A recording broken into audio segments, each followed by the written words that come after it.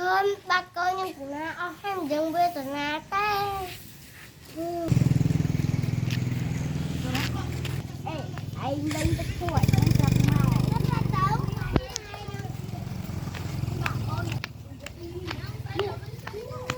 Ôi gì ấy. Lên cái cuộn, tôi vừa giúp máu.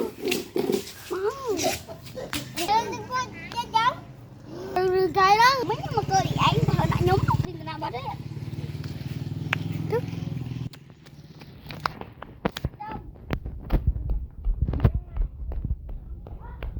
Bài Nè, nè, ai cho má. Nè. Ai má. Nó được. Nè.